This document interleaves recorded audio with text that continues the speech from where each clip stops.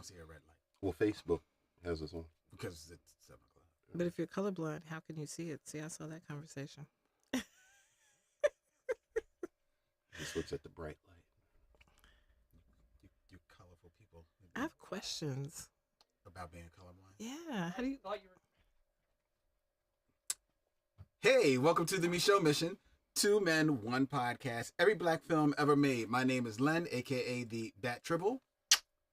And as always, I am joined by my partner. Hey, this is Vincent Williams. Tonight, ladies and gentlemen, no, do not adjust your podcast. Vincent and I are sitting down to review for the first time on YouTube. That's right. 1984's Purple Rain, starring Prince and other people. Other people. Because it's all about Prince. I would say Prince and Billy Sparks.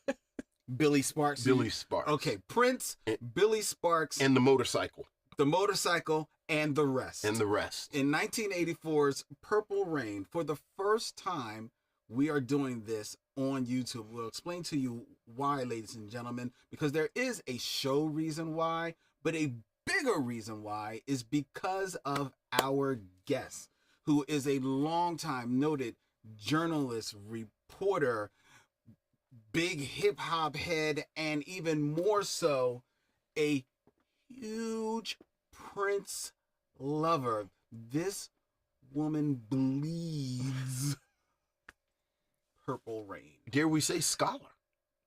A Prince Dare we? scholar? I think we dare. We dare. Prince scholar. We dare. And I wouldn't be surprised if this, our guest is not tattooed somewhere on Vincent's body, because he is geeking out so much for our guest, Tonya Pendleton, here Ooh. on the Micheaux Mission. Hey, Tonya. Hey, Tonya. Hey, gentlemen. I am so happy and excited to be here to talk about one of my favorite films of all time. Okay. Well, we get right to the end about what you're going to recommend.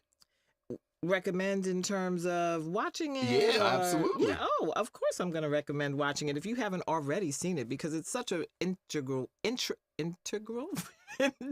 there we go, part of pop culture that you've probably already seen it. Mm. How many times have you seen Purple Rain? At least 35.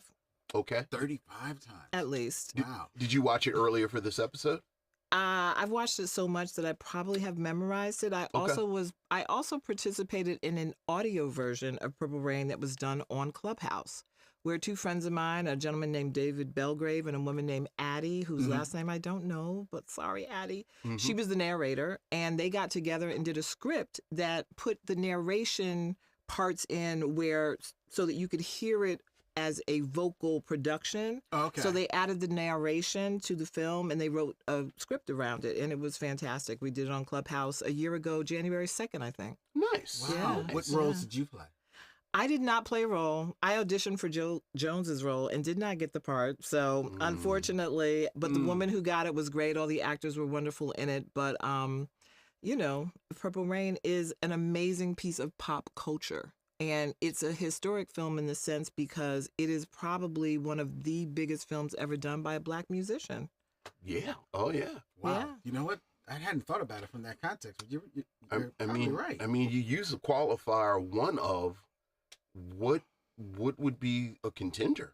If you think about it, it's not a biopic. Right. It's No. not a documentary. Right. No. It's a full-fledged rock and roll movie. Yeah. It's kind of absolutely. a Prince vanity project, very as much you is. guys said. Right. Well, I think you got to give Clarence Williams III his props. He was in there. Yes, Can't he forget was. him. Yeah, of Apollonia course. was in there. Yes, she Okay. was. The Let's forget bands, her, all but go those ahead. things. Right, but right. yes, I think definitely a piece of pop culture that is just, every time I wear a Purple Rain t-shirt, and I have my Prince sweatshirt on, but I have a Purple Rain t-shirt on underneath. Because it had to be close to the skin. Exactly. So Purple Rain, every time, if I go out in the Prince sweatshirt, I might, a few people, oh, Prince, yeah, I like that guy. But if I wear a Purple Rain t-shirt, Right. It's true. across the spectrum of ages, it's really fascinating that people are still, it's still such a cultural touchstone. Right. Yeah. Right. Yeah. Yeah, Right. and I was actually struck watching it again by the music, how it's very 84, but it Mhm. still is not really dated at all. Right. Right. We're We're going. We're going. Say we got to do the stuff. We got stuff we got to do. We got to go in order. As you can tell, we are really, really ready to talk about. Yes, we are. We are. But first, I just want to give people out there who are watching us live, as we are streaming via Restream from Manayunk Studios by way of our good friends, the Video Content Factory, ladies and gentlemen, and all of you out there in the chat. Hello, hello, hello, hello. Good evening, one and all.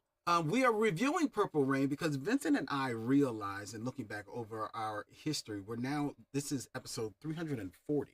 340 of the Micheaux mission. But the actual first 100 and so were done pre-YouTube. Yes. Pre-video. The honest, we only went to video because of the pandemic. Sure. The troubles. Yeah, the troubles. And then we just never came out of it. Mm-hmm. You know, we liked ourselves on camera. Mm-hmm. So now we are taking the opportunity to review some of the select films that we have already reviewed. But now we're going to do them for the first time here on YouTube. And Purple Rain is a perfect one to bring out from the archives. I think we reviewed that. It was episode like 81. So that was fairly early. Yeah, it was like fairly within our first 2 years. Right. So it was really cool to bring that on and have Tonya sit in with us. So absolutely, this promises to be a fun show, ladies and gentlemen. Yeah. But we haven't forgotten about you, which means that we have to start, Vincent. Yes, sir. With letters. This is from the missionaries. Yes, exactly. Exactly. And we got a letter from Mars Deli. Hey, what's up, Mars Deli? It says, "Man, you guys are the truth." Thank you, sir. I'm a 30 or man. Well, he says man. Or non-binary. Well, he's about to say. Okay, I'm sorry. All right. So, see, you are so. Look, Tanya's here. We're talking about like Prince. It's very. Jesus. Anyway, very exciting. I can see. Yeah. He continues. Mars continues. Okay.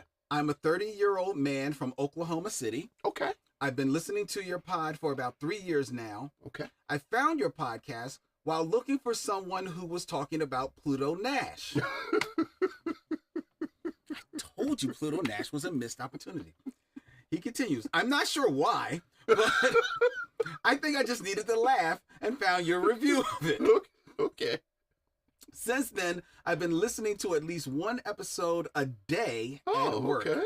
Your guys' input inspires me to seek out movies I knew about but never seen, or even rewatch movies with a more critical eye, like Dolomite, in which I've posted my thoughts on your Facebook group.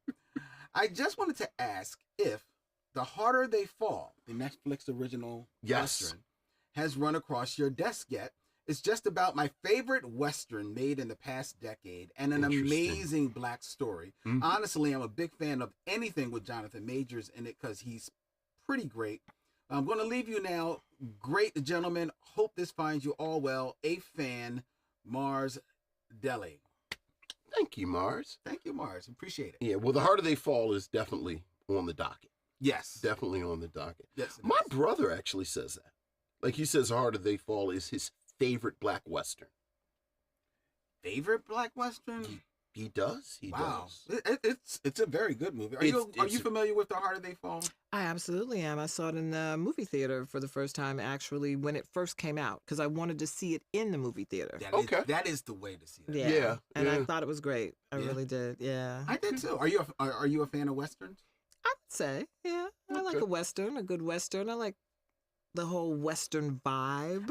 yeah. Just like, just the vibe. But, I don't know if I thought about it long enough to say whether or not this is my favorite black Western, because I got a lot of time for Buck and the Preacher. I was about to say, I always go Buck and the Preacher. Right. Yeah. But the more I think about it, it does kind of capture that vibe that I like about a Western. It's fantastic. It's fantastic. Now, if you argue that Blazing Saddles is a Western, right, that might... You like Blazing Saddles better than The Harder They Fall? Maybe it's because I laughed like ridiculously on it, even though it doesn't wear well. But... It's so weird we're talking about this. We were talking about I'm gonna take the road to so my son is reading the Captain Underpants books. I don't know if you two are aware of that's Captain cute. Underpants. But it's a lot of potty kind of liquids, fart jokes in Oh it. wow, okay. And we were talking about, I was talking about with my wife and my daughter, just sort of the stereotypical Right. boys liking fart jokes type things. And I told them, I don't think in my entire life I ever heard my father laugh harder than at the bean scene in Blazing Saddles. And I showed them the scene because they had never seen it. Yeah. And both of them were like, huh. My daughter's like, that's Graddy's thing, huh? My father would howl at the bean scene. It was a different time. It was a different time, and fart jokes are timeless, apparently. True, but they really started then, I think. They started then? I think so. You think that I think that was the nadir of... You think it was like the Jackie Robinson of fart jokes? There you go. It's Jackie Robinson of fart jokes. This is number 42 of fart Blazing jokes. Saddles, when you do the new DVD treatment, you can quote us. All right. Can I move on? Please do. All right. We got one more email. This is from Terry Plain. Hey, what's up, Terry? Hi, Len and Vince. Hope you are well. I was intrigued by your discussion during the Harriet movie review. Okay. About wishing Harriet Tubman would be played like a superhero demon slayer, like Abe Lincoln, which is a favorite flick of mine. And you can check out Harriet Tubman, Demon Slayer. It is a comic book. Check it out. It's really dope. Anyway. Recently, there have been a wave of similar Black writers who have taken on the alternative historical fiction genre. I like to recommend Dread Nation by Justina Ireland. That is actually good. Have you read that? Oh, I haven't heard of that. Oh, you haven't heard of that? I have not. I bought that on from Amalgam at Amalgam Comics. All right. Ariel had that on there, and I bought it just a blind buy. Took it home, fell in love with it. Okay. Came back in to tell her about it. Found out she had already told the entire staff about it. Like she had already. Interesting. I'm not familiar. I have to get that. In the midst of the U.S. Civil War, a plague breaks out, and zombies are now the major threat. Slavery is abolished only because the common enemy doesn't care if you're white or black. That's basically the idea behind Dread Nation. Another series by Nicole Glover is called The Conductors, where in pre-Civil War, enslaved people and their captors carry magical powers. The main characters escaped slavery, settled in Philadelphia, and now use their magical powers to free others in the Underground Railroad and solve murder mysteries. Now, I am familiar with that. I mean, like, they're helping people escape slavery and they still got time to solve murders? Well, you only really need like 4 hours to sleep. Maybe you got to make some money. Yeah. The murder mysteries, fund the Roads to Freedom. Another novel that hits real close to home is Underground Airlines. Yeah. That explores the question, what would present-day America look like if the Civil War never happened, where 4 states in the South still practice the involuntary enslavement of people of color, and bounty hunters work like the FBI. It is the caliber of Lovecraft country horror. Yeah. That's sitting on my pile of books that I'm trying to get to. He closes out with, Len, I admire your enthusiasm for promoting the voicemail call number. But I gotta say, the only folks trying to dial 666 on purpose are agnostics and warlocks. Good luck. God bless Terry Plain. Look, I couldn't choose the number. So the 666 is in there. So I had no choice. I'm sorry. I love your commitment to it. I really do. Like, I tease you, but I love your commitment to it. We do get voicemails every once in a while. I know. It's it's nice. I guess they're all like nice. It's like a handwritten thank you letters. I like, sort of old fashioned. I like it. You're so cute. Anyway, well, that was our emails. Thank you, everyone. All right. Thank you. And if you want to send us an email, feel free to send us your email to micheauxmission@gmail.com. That's MICHEAUX MISSION@gmail.com. All right. On to the show, Vincent. And It is now time, and this one is for you, and it's for Tonya. All right. And it's the top 5. All right. Who's the top 5?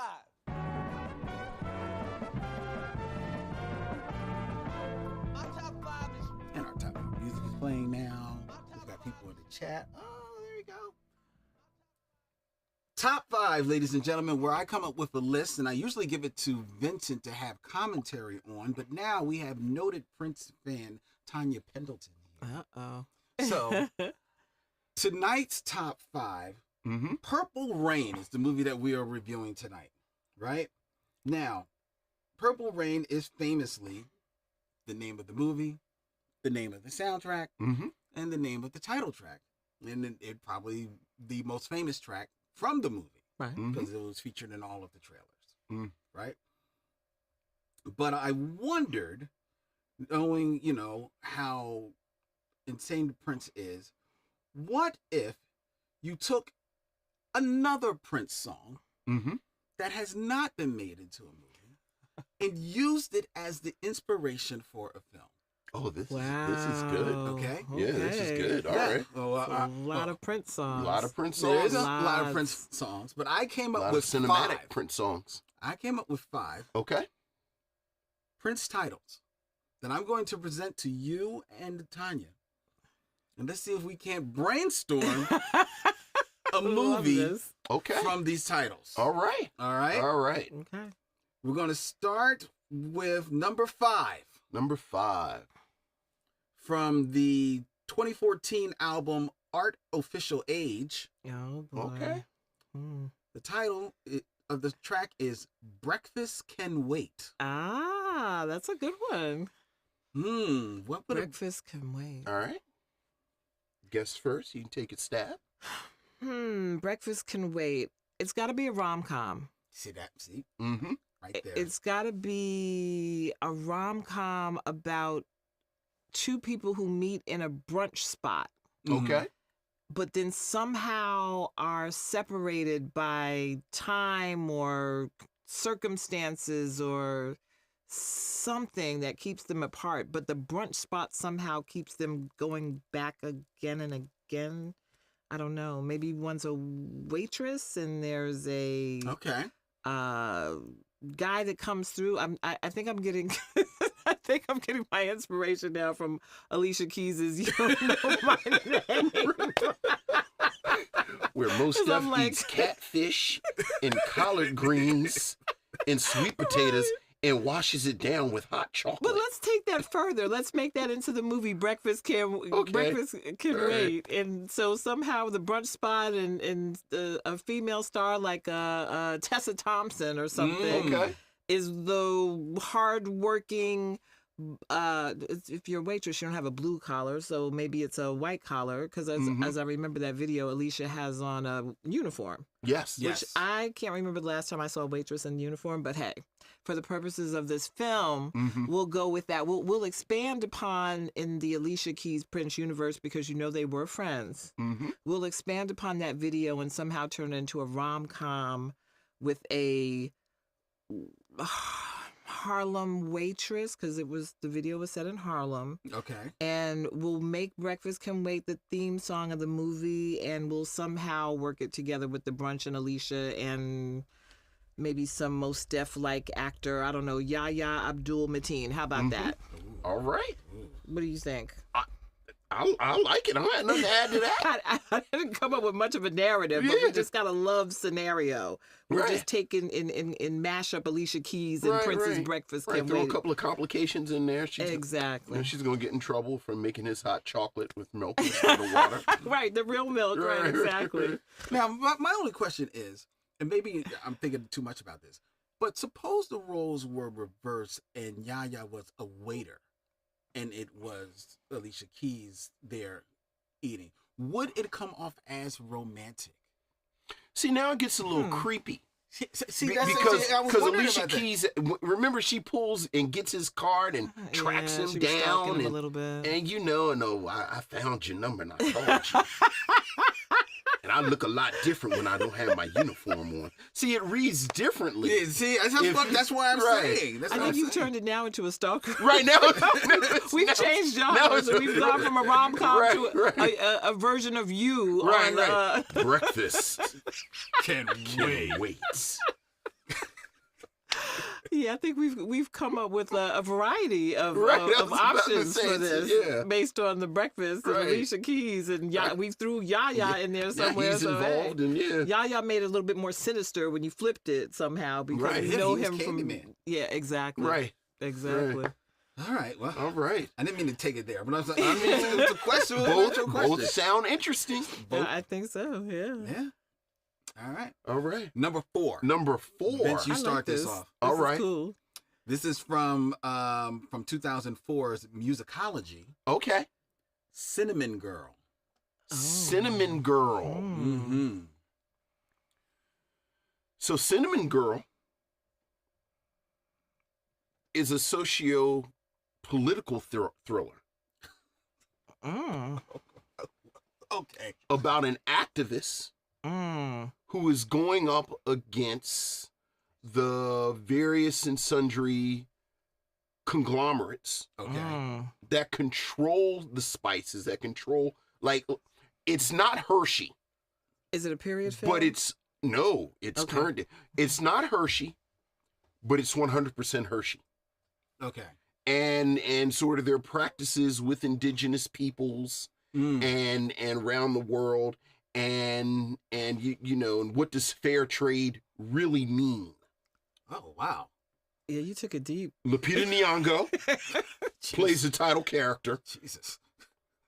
and it is about what happens when one woman goes up against Big Candy, And it's a thriller. and it's a thriller. Oh, shit. Cinnamon Girl. Shit. That's mine. Jesus. Yeah, top that.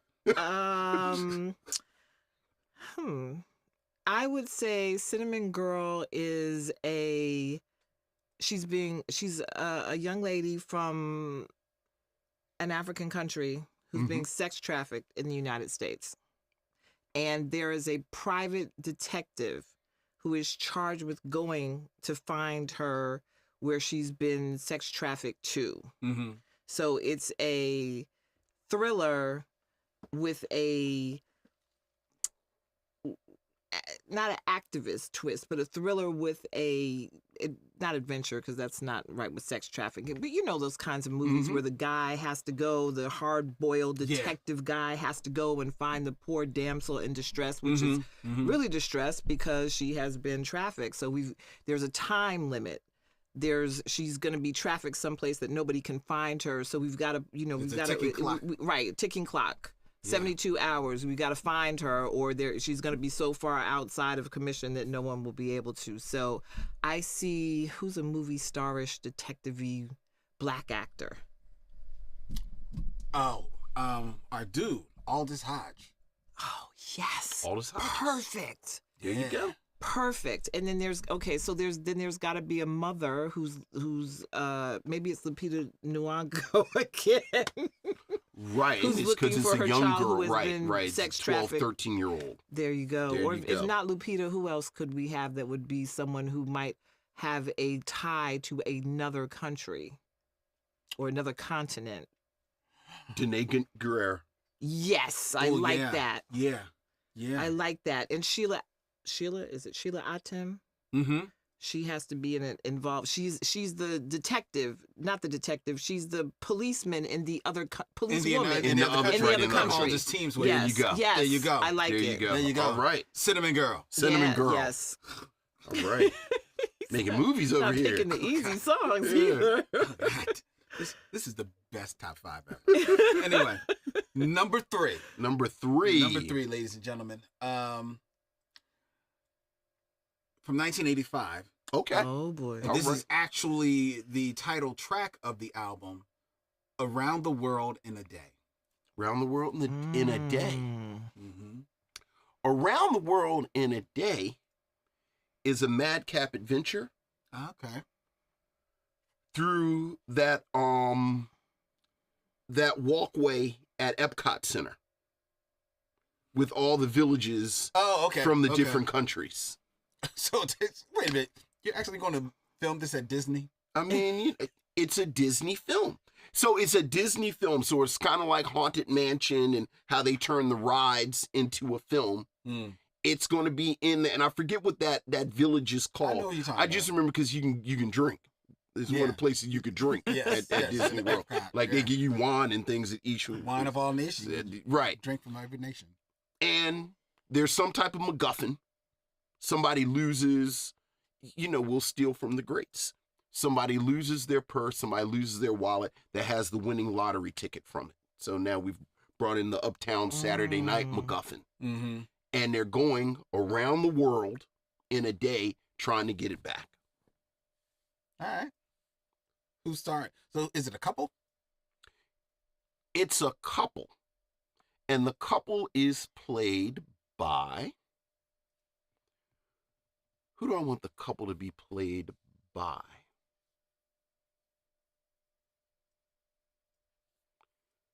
Quinta Burnson. Oh, Quinta. You like yourself some Quinta. I do like Quinta. She's a homegirl.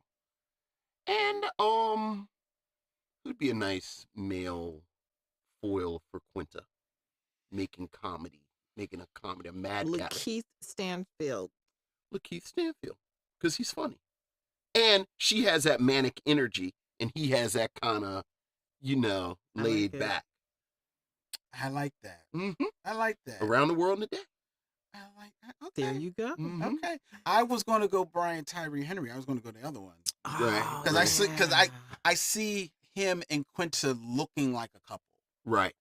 But I mean, Lakeith works. Mm-hmm. Lakeith works. Yeah, I don't know. Quinta and Brian Tyree. I have to think about that one. I can see them run like having like a kid. Yeah, maybe. Now that I think, I'm just trying to think of him. Like, is he like a minivan driver that takes the kids to school type of guy? Hey man, he played a podcaster in Madcap. Godzilla versus King Kong. He can He do did. no wrong. You think he's Madcap though? Oh, he was insane in that movie. Okay, I missed that one. Brian Tyree, he never ceases to amaze me in anything that he I does. did see Causeway. Did you see Causeway? I haven't seen Causeway Three yet. people I that heard have it's seen really it? good in that. No, I'm not one of those three.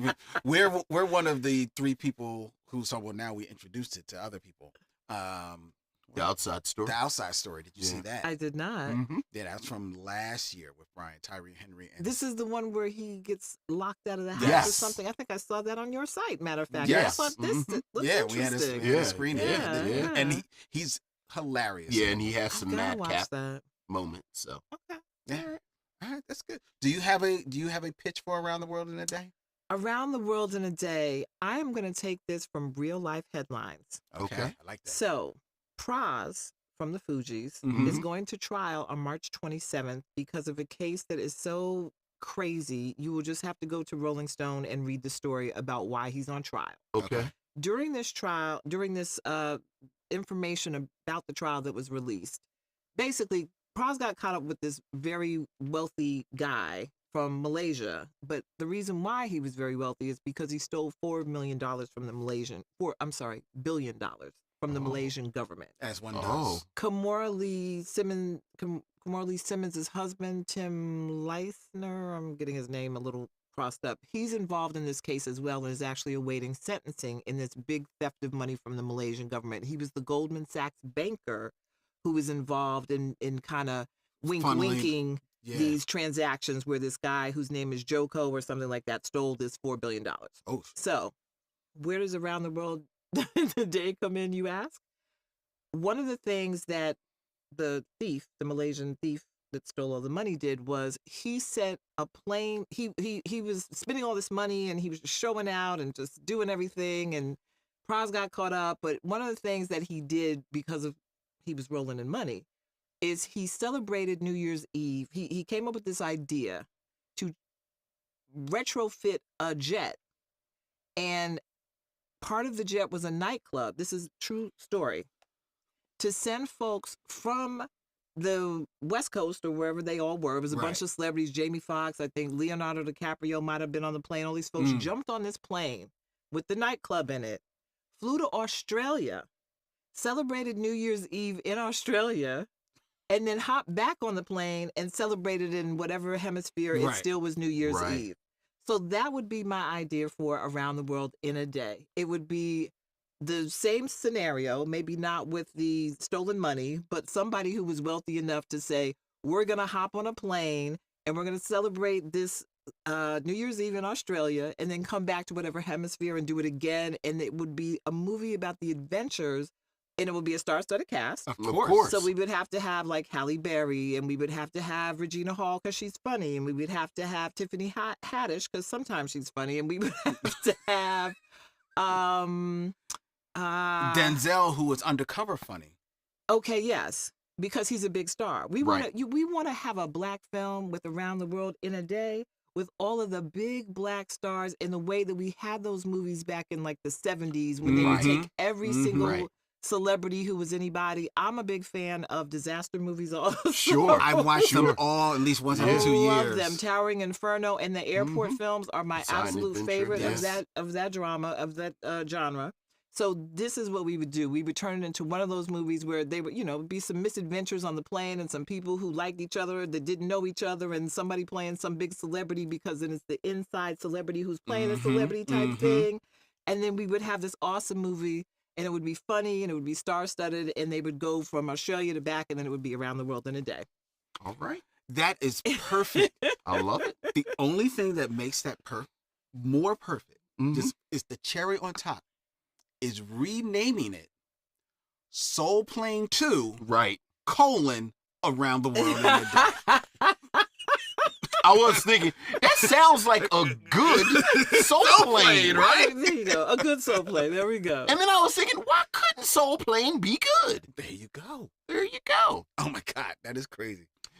Kevin Hart would actually have to be involved. And Aaron Fry in the Mhm. chat just said, don't turn it into Soul Plane. Well, Aaron, we we- want it to be a good soul Good, play. right? It's Soul it's Plane. good Soul Plane. Yeah. There you go. All right. Oh my God, that is epic. All right, That is epic. I like that. I like that. All right. We're only up to number 2. all right. Wow. Come on, we Number gotta get the Purple Rain. We do. I'll start with you, Tonya. Okay. This is from 1996's Emancipation album. Oh boy.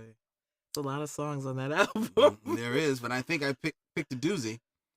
White Mansion. Ah man, one of my favorites. White Mansion. That's gotta be a scary movie. Mhm. It's gotta be somebody. Let's think of the couple. It's gotta be I don't know. I know Jordan Peele is doing it. Okay, yes. And if Jordan Peele is doing it, he has to work again with Keke Palmer. Mhm. So it has to be something like Keke Palmer. This has been done 100 million times, but they're moving into their new house. They're a young couple. I like Lakeith for this one too. Am I having too much Lakeith? But I kind of like him for the couple, and they're moving into their mansion. They just he's a tech guy. Okay. Mhm. All right. He's a tech zillionaire who came up with something technical, and it made him a ton of money. Okay. And Kiki is his wife, and they're happy and they're in love, and it's money, and it's you move into the fabulous big house that has all the black frame windows. That's my thing. And views of the ocean. I don't know if you can have black frame windows and but don't worry about the home decor right now. We have a set designer. Right, who can right, handle right. that, They'll okay? take care of all So that. it's Lakeith and it's Kiki, and they're moving into the big, beautiful house, and they probably have some really cute baby, and maybe she's pregnant with the baby on the way, and then it just turns into a complete disaster. The walls bleed. They have all those kinds of weird sightings and, things popping past the screen that don't quite look human and all that kind of good stuff. I like Do we have little monsters popping out of paintings, chasing after them? What was that movie? With the little That's guy. a good coming idea. Oh, you're thinking. Paintings coming alive. I like You're it. thinking about What was that? Speaking of Clarence Williams III, Was it? Was Tales it- from the Hood. Tales from the About Tales Hood. from the Hood.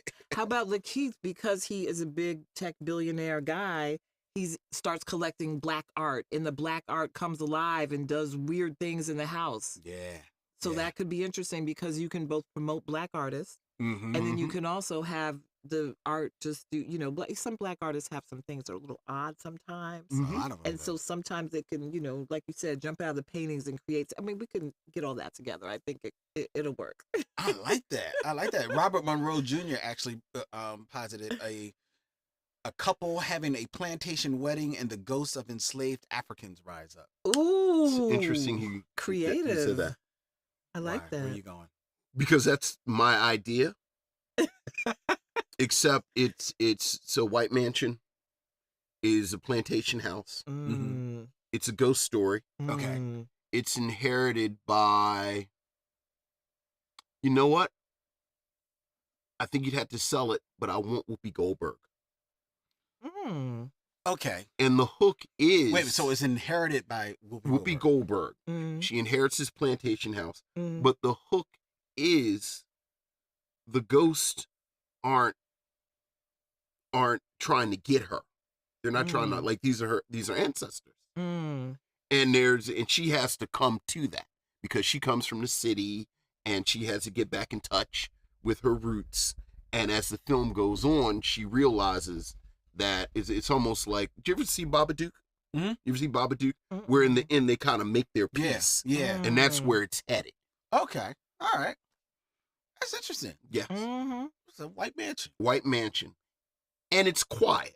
Like, I'm thinking Whoopi Goldberg, maybe 3 or 4, you know, supporting characters for a scene here or there. But the reason I chose Whoopi Goldberg, because this is her showcase. Mm. It's just Whoopi. And especially for this time in her. Right, It's been at a- this- Yeah, I the love last time it. we seen her really, really Right. showcase in the movie. Right. And you know, one of our ongoing things that Whoopi Goldberg, like, never quite got the showcase that her talent deserved in movies.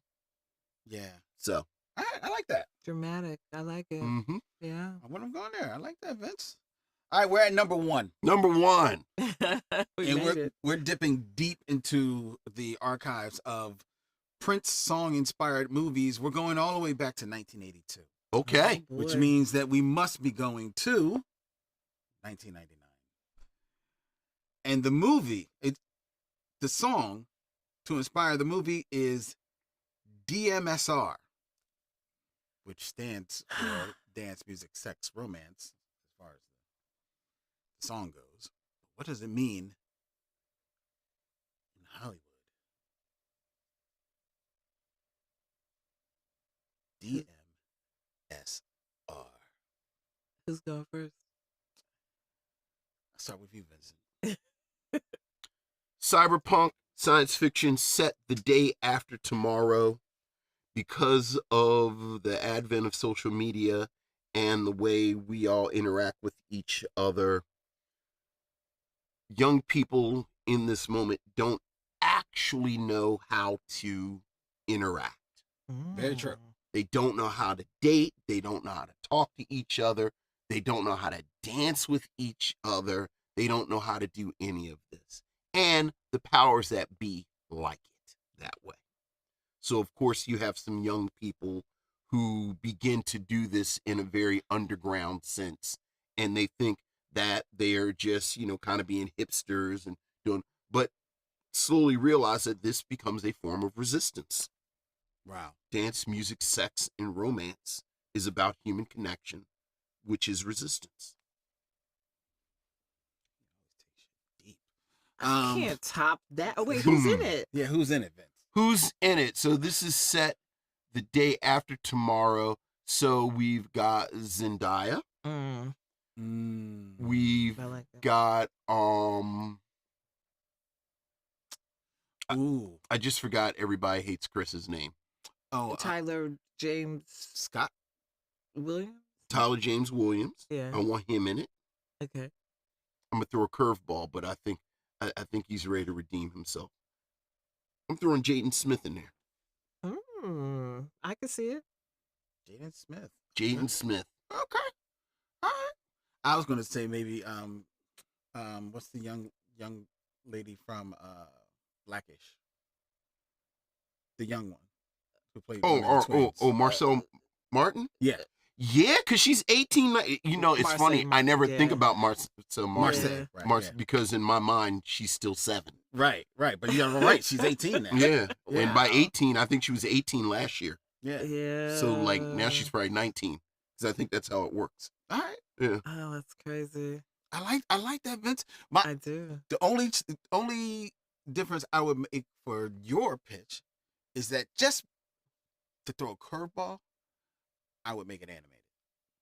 I think that could work. I make it like a nice tight computer animated, maybe even a slightly anime. Depending on the budget, Yeah, I think it could work yeah. in a lot of different ways. I like Interesting. that. Tonya, what do you have for DMS? You know, I realized that I must have no original ideas because what I thought of, what if DMSR was a drug, Okay. but it made you the person that you really were. So not the person that the world thinks that you are, Mm-hmm. but it turns you into the person that you really are inside. Ooh. So that means whatever so my theory about people is whatever people project outwardly, there's an opposite person that is within them. Mm-hmm. So if you project a lot of confidence, it's because you're insecure. If you project a lot of insecurity, it's because you're really arrogant. Mm. So what if you were able to take this pill and you became that person? And how that would play out into all of your life, where people have been thinking that you're this one person and now you take this drug because you want whatever it is that you think that you don't have. So the humble person wants that arrogance. The Right, arrogant right. person wants that humility. Okay. And this plays itself out in all the relationships.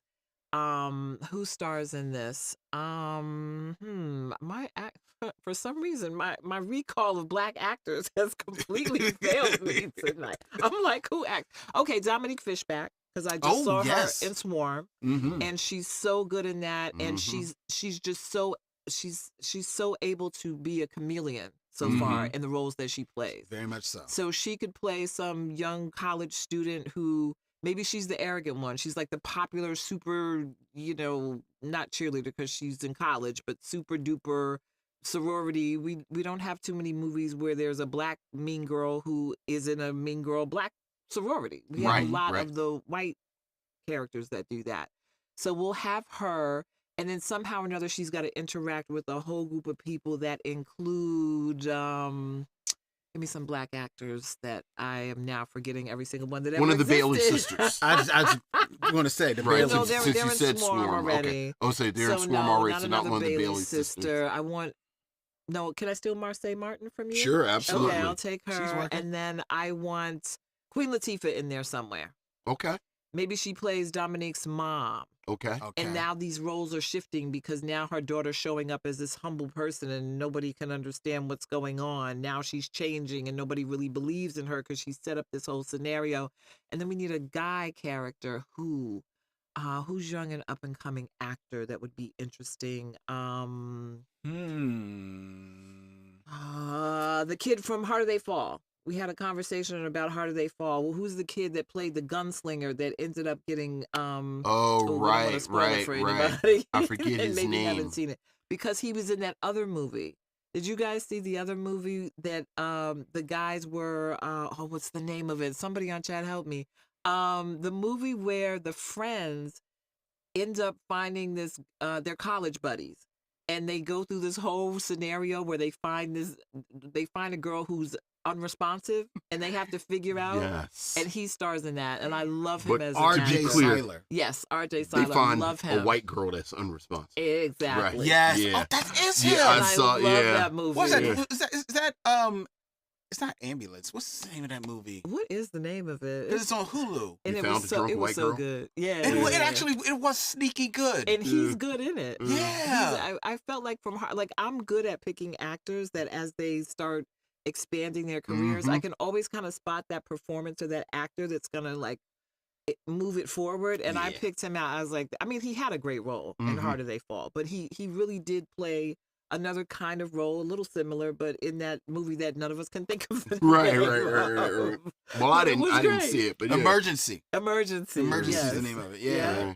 Yeah. Yeah. It was sneaky good. I remember It really turning it was. on like on a holiday, just on a humbug. Mhm. And we're sitting there and like everybody's like eating and talking and it's on. And about 10 minutes in, everybody's like, Right, you realize Turn you it up. watch, yeah. yeah, into it. And it Yeah. really is, it's funny. It's, It's great when you don't have a lot of expectations of a movie and then it just comes out good. It Anyway. really is. Yeah. very Yeah. true. Very true. Oh, and you're right. He was good in that. All right. That's good. All right. Okay. This was Excellent. tough, Yeah, yeah. but it was good. This was fun. This was fun. I like this. I like this. All right. Well, that was the top 5, ladies and gentlemen. And now before we get into our review, we have one more game for you. All right. Tonya, prepare to be impressed. Okay. I'm already impressed, but I'll be impressed more. Because it's now time for the Game of Kings. The Game of Kings. Uh-oh. Okay. The Game of 6 Kings. Degrees of D'Urville Martin. D'Urville Martin, I think, Ooh. this is actually how Prince negotiated his first contract. Okay. That he did 6 Degrees of D'Urville Martin. Jot that down. I will jot that. All right. I'll look that up. All right. Okay. 6 Degrees of D'Urville Martin, ladies and gentlemen, where I will give Vincent an actor who he has to connect in 6 movies or less to that 70s bon vivant we all know as D'Urville Martin. D'Urville Martin. D'Urville Martin. All right? Yes. Okay. All right. Vincent, in honor of Purple Rain, In honor of starring Purple Rain. Prince, these are two actors that are actually royalty. Okay. Actual royalty. All right. All right. What we got? First, we have Grace Kelly. Grace Kelly. Yes, who was actually the Princess of Monaco She is. back in 1956 when she married Prince Rainier. So how would I get to Grace Kelly? Immediately, he has jumped out of my head who she's in the rear window with. You and your white guy blind spots. It's I'm looking right at him. and yet you can't And yet- pull the man's name. It's not Fred McMurray. Would you like to phone a friend? No, it's Would you like to phone a friend directly in front of you? you know who I'm talking about. I believe the friend knows. Yes, James Stewart. Jimmy Stewart, old Jimmy Stewart.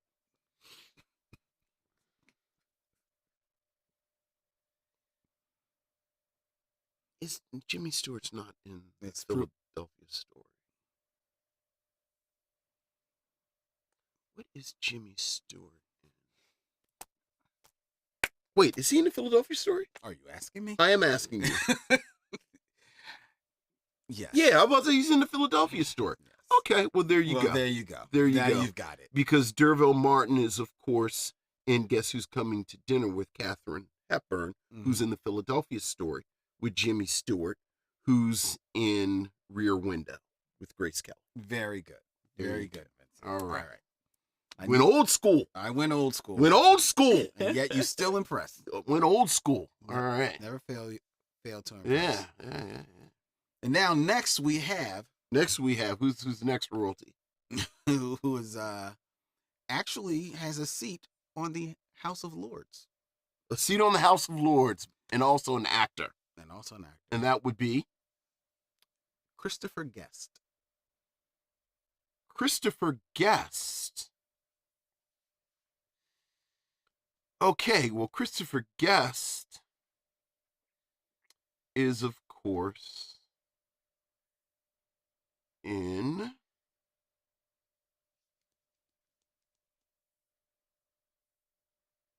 Christopher Guest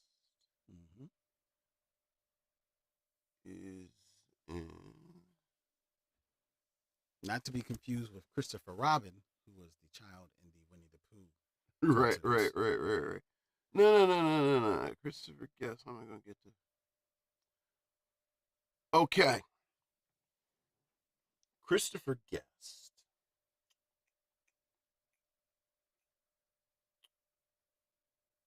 It's funny because we were just talking about this as Spinal Tap on the walk in. Okay. Wow. Deep cut. So D'Urville Martin is in. I'm going to start easy and then go obscure. D'Urville Martin is in Five on the Black Hand Side with Dick Anthony Williams, Of course. who is in Mo Better Blues with Wesley Snipes, who is in Blade Trinity with what's the white dude's name? The comedian white dude who plays the psychiatrist. in Blade Trinity. Ooh. But he's also in Best of Show. He is in Best in Show.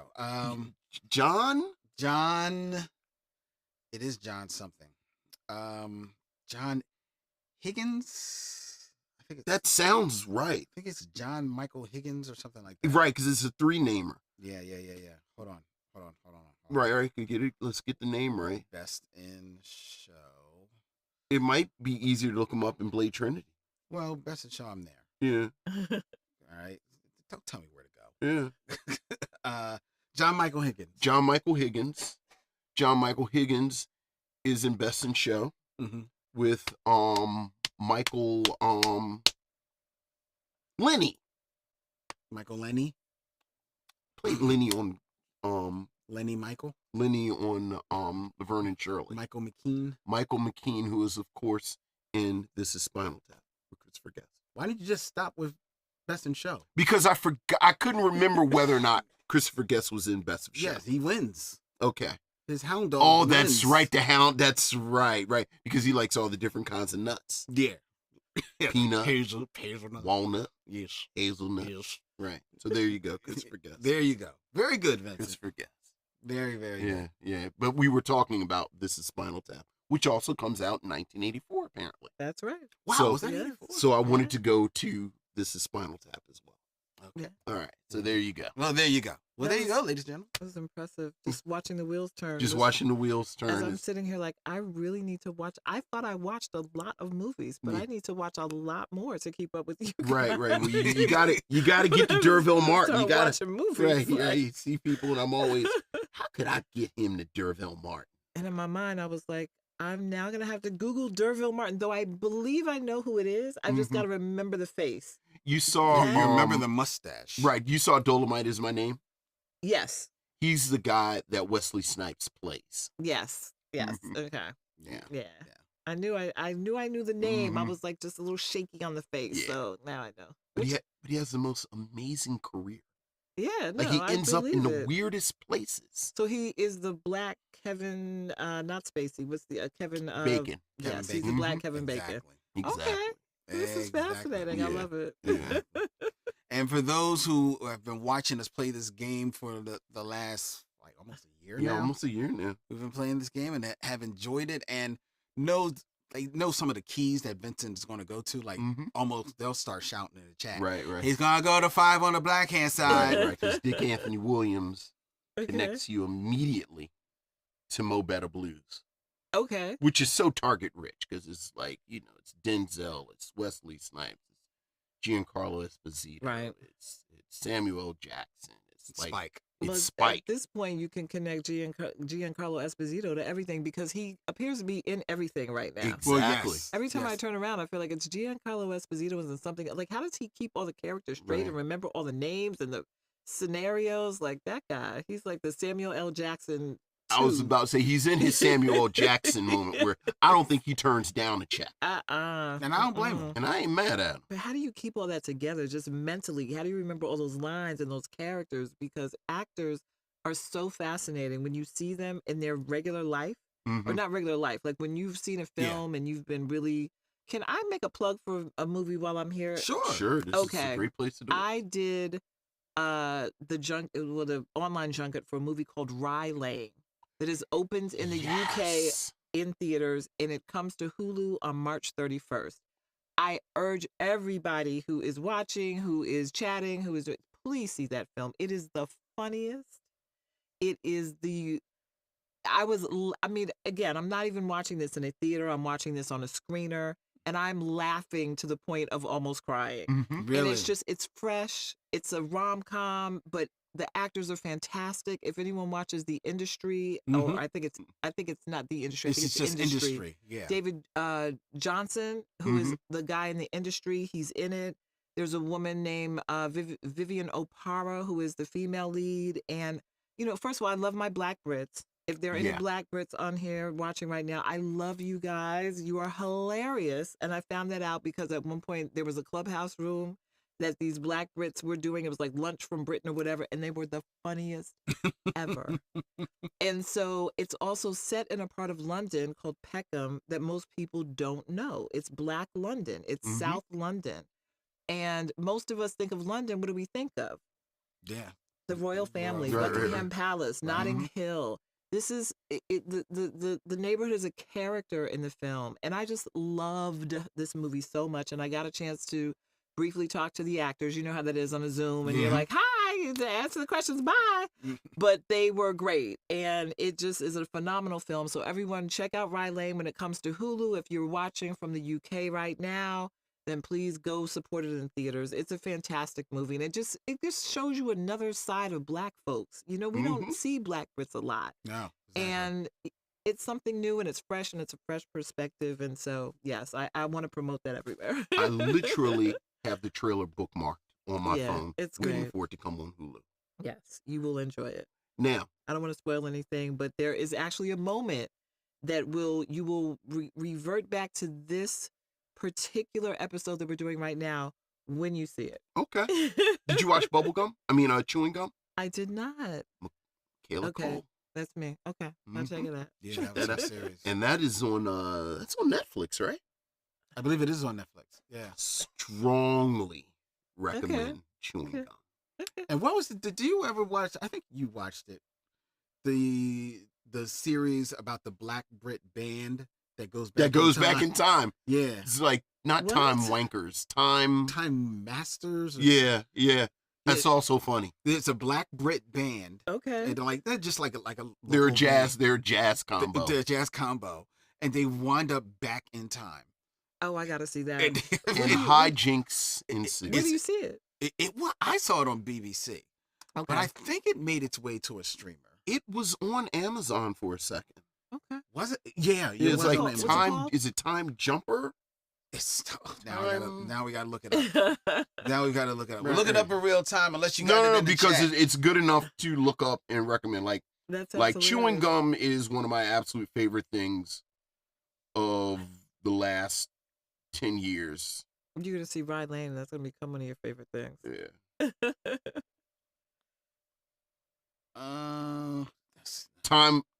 Time wasters. Time wasters. Okay. Time I knew it was wasters. something stirs. Yes. So if you like Black Brit comedy, I love it. Yeah. Time Wasters and Chewing Gum. Okay. Yeah, most For definitely. sure. There you go. All right. All right. All right. Well, There you go. it's time, ladies and gentlemen, for us to get into our review of Purple Rain.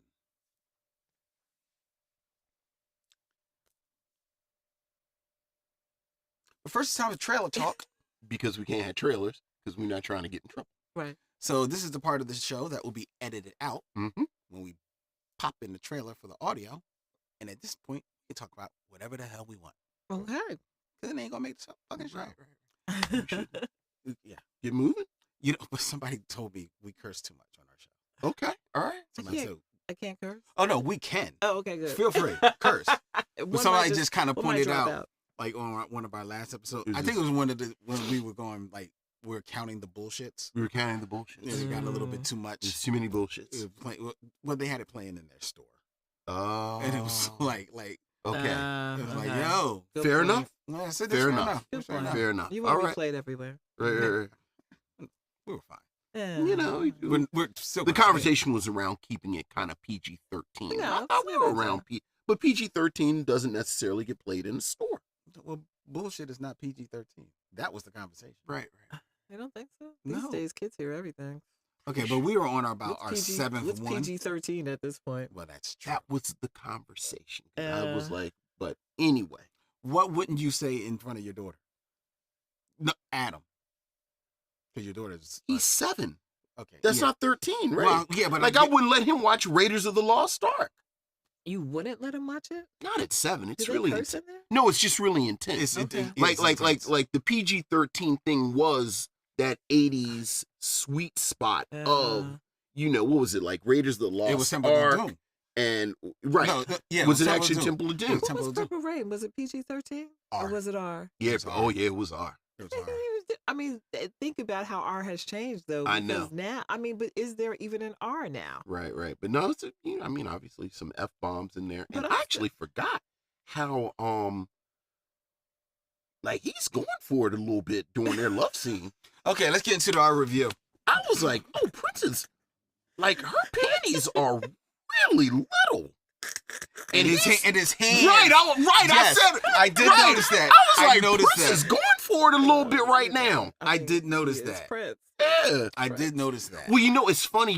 We should probably do this during the show. But you know, it's funny. When You does watch the it show- so when do you we- watch it so We're much going, like on regular. make it No, yeah, on Okay. regular television. Right. Like you forget the unedited version, Right. or just the film version. Right. So right. it's like I was like, wow, I forgot. That's right. Prince is going for it a little bit with Apollonia. You know, But okay, go ahead. Prince is that guy. I mean, I hear yeah. Prince is that guy. Purple Rain, ladies and gentlemen. A young musician tormented by an abusive situation at home must contend with a rival singer, a burgeoning romance, and his own dissatisfied band as his star begins to rise. Reading directly from IMDb. This is the 1984 classic that stars Prince, Apollonia, Morris Day, Clarence Williams III, Jerome, of course, Billy Sparks, Vincent's favorite, Sparks. Jill Jones, and many others in this film, directed and written by Albert Magnoli, with William Blinn also helping on the script, and probably some doctoring by Prince. And a soundtrack that is up there of one of the top soundtracks of all time. Full stop. This is our review here tonight on the Micheaux Mission with our very special guest, Tonya Pendleton.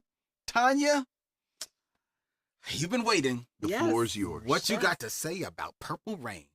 Purple Rain is a pop culture classic, and that's undeniable. As I was saying, if I wear a Purple Rain t-shirt, I will get responses from all ages. People just see it as some kind of touchstone of the era, of the time. They have nostalgic memories of it. It just hit the cultural landscape in a certain way that continues to this day. You know, every time you turn on the TV, if you have a TV that's not set up to streaming and you're still looking through channels, it's going to be on somewhere. I think it's always playing.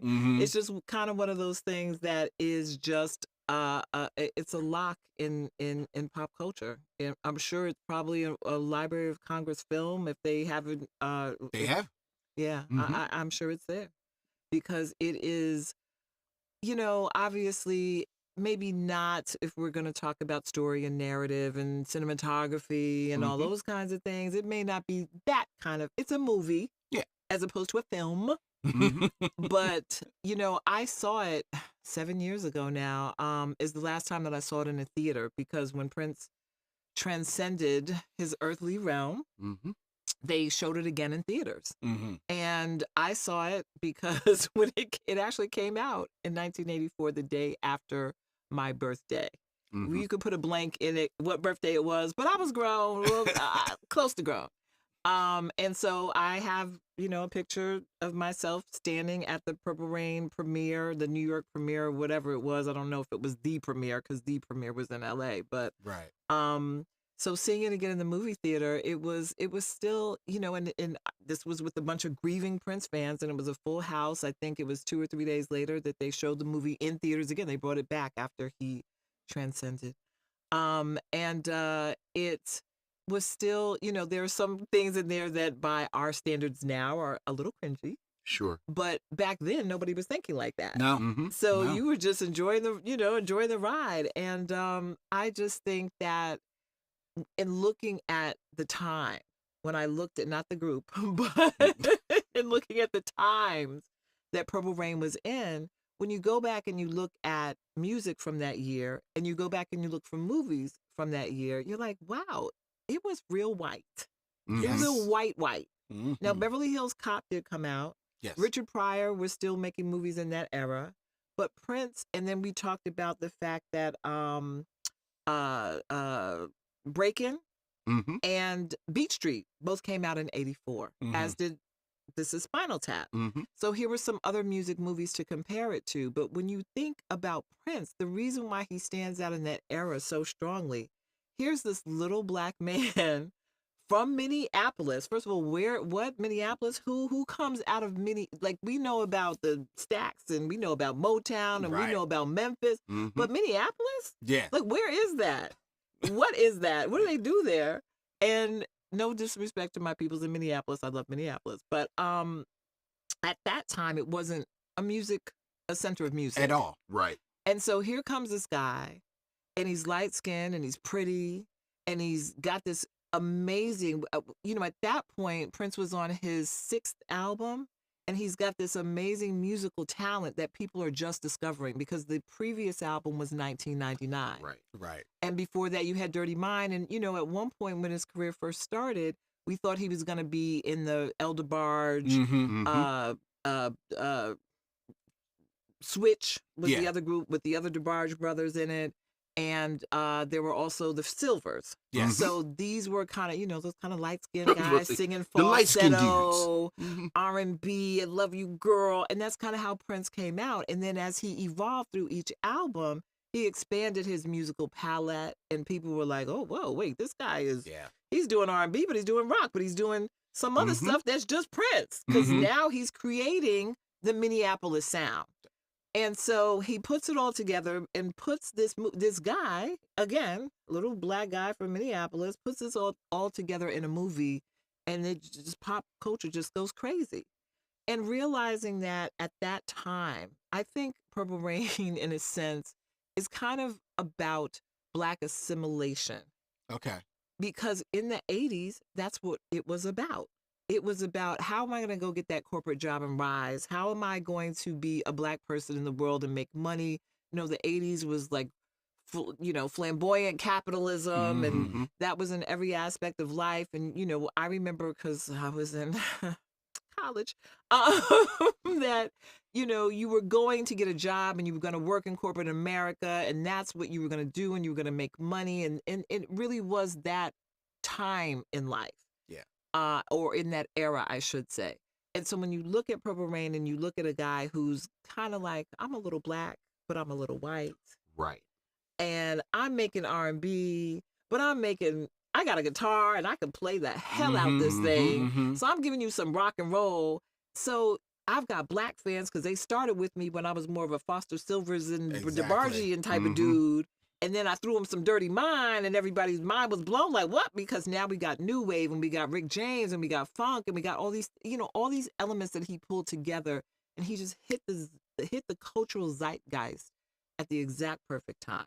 Yeah. And then Purple Rain is really at its center. It's a music film. Yes. We were saying that it's not a documentary, and it's not a biopic.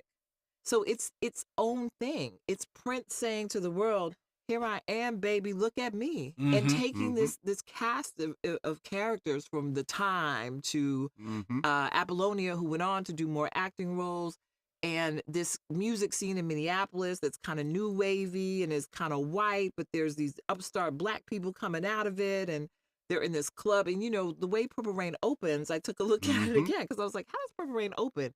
You open with Prince in silhouette, with his guitar on the screen, and the title comes up, and then you see all these new agey looking white people That's right. that are in the right. First Avenue nightclub, That's the classic nightclub where a lot of Purple Rain is done, that I've been in, and it looks exactly, this is the crazy thing, the First Avenue in 2023 looks exactly like it did in Purple Rain. Really? You will go in there and you'll be like, there goes the where they stood on the catwalk, and there goes the, I mean, I'm sure some things are different, but it really does look pretty much the same. Well, it's a historical place. I was now. about to say, at this point, It should be a It plaque outside. absolutely is. Yeah. Well, outside there are stars on First Avenue, and Prince has a gold star. They had white stars on the facade of the building with the names of various musicians that have come through over the years, and some that are from Minneapolis, like Bob. Well, he's from Minnesota, Bob Dylan, and all that.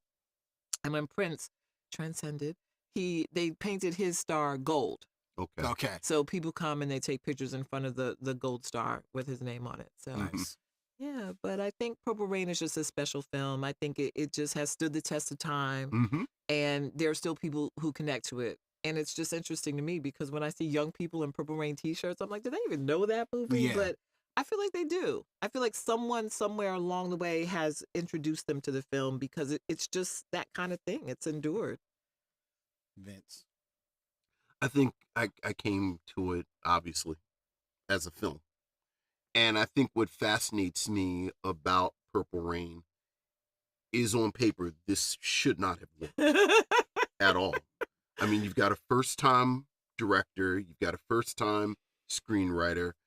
Clarence Williams III was best known for his television work at this point, but he wasn't really a viable actor. This is what kind of put him back on the map. Right. Apollonia is on an episode of, Tales from the Green Monkey, this sort of this Indiana Jones knockoff television show.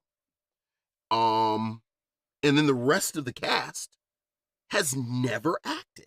No. So I have to say, I went into it thinking, can I kind of look at and figure out how does this work? Because I love the fact that you put it in its historical context when it comes out. Because I do think, hindsight being 2020, we all sort of think, oh, this was a foregone conclusion that this was going to work, and it's Prince.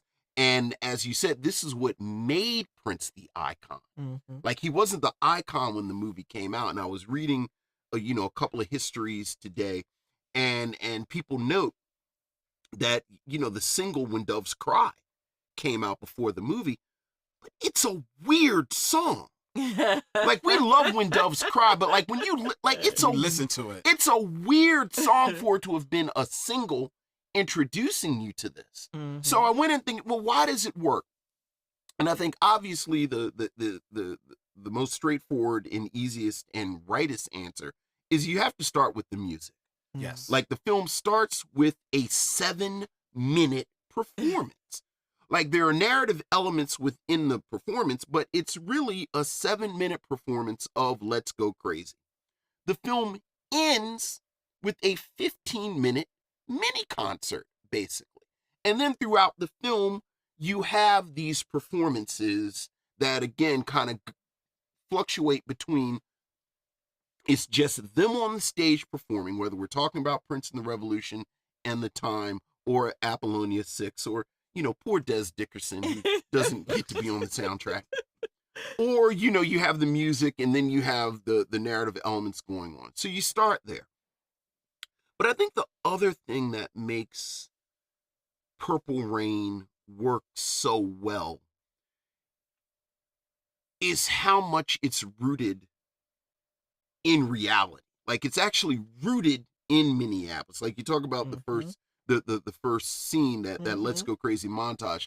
Like, I love the fact that all of these players, whether we're talking about the kid, whether we're talking about Morse and Jerome, whether we're talking about Apollonia, these are real threadbare cats, like, truth be told. Like, they have this persona on stage. Despite the trappings. Right. But like I was joking earlier when I was watching, like, Prince can have all, he's got the dolls and the stuff up, and who he's got the eyes on the wall. Like, he can make, but like, you a dude that live in your mama's basement.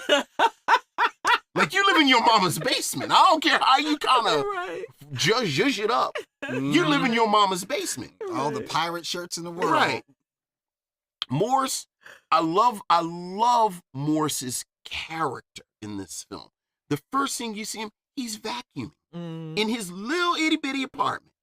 So, he has this persona. My last little Morse detail that I love, you have when in that scene where the very first scene, he gets out the car and he has on, like, the Morse Day spats, the shoes. And then a couple of scenes later, they show Jerome polishing a different pair of shoes. If you look, these are not new shoes. These are old, kind of broken in shoes. So I think you have this wonderful tension between this sort of fantasy that they create as musicians and as personas and this, that, and the other, and this really relatable, like you talked about being in college, But this really was a young person's movie when it came out. Like teenagers, young adults, really. And I think there's something really relatable to all of these characters on this kind of base level of we trying to figure it out. Like we're just trying to kind of make this thing like it's this great moment where the kid is eating Doritos as he's getting he's getting the music. So I love that. I also have to say the editing is masterful because you can tell somebody figured out, like, you probably shouldn't let Apollonia talk that much on screen. On screen, but you know, and even the kid, like, for all of Prince's mystique and his charisma and his charm, like you can tell somebody figured out early that the dialogue, like Morse and Jerome are gold. Mm-hmm. So let's get some Morse Jerome stuff. I joked about Billy. I love Billy. Like, I love Billy and how Billy kind of is this actual character in the film. So that as much as you have to begin and end with, this is a testament to Prince's genius. Mm-hmm. Absolutely. I think there's some really smart things going on in this film as a film. Like, just the strategy that they used to say, you know, just in case somebody isn't enamored with this little black person making I guess he's black, like this little I guess he's a black person, right, making this, I don't know what kind of this music is. Well, let's try and put a movie together too. Mm. Well, it comes to me. No, I love Purple Rain. I love it. Just like you, Tonya, I watched it again, and when it comes up and it's Prince in silhouette. Yeah. I'm trying to remember how I felt when I saw it on screen, because I couldn't imagine that just being amazing, right? And the performances, like, you're right, the performances that you are there for in this movie are all about the music performances. Mm-hmm. And they are some of the best musical performances put to screen that you will see. Because in any type of concert video that you see, you'll see what's happening on stage, but they always got to pull back to show you the entire crowd, or they've got to, spend some time with the drummer or something like this. Like, no, they know you came for Prince. Right. So we're going to give you all the Prince you want. We're going to give you every angle of Prince. And I love it. But they give you the 3/4 shot of Prince, so you can get in close on his face and his pursed lips, and you can see him with the stockings tied around his eyes and everything. You can count his curls. But then they're going to give you a nice full length shot of him, so you can see him moving in action and see that there's no stunt double, that are doing these multiple crazy, insane splits and heels that this man is doing.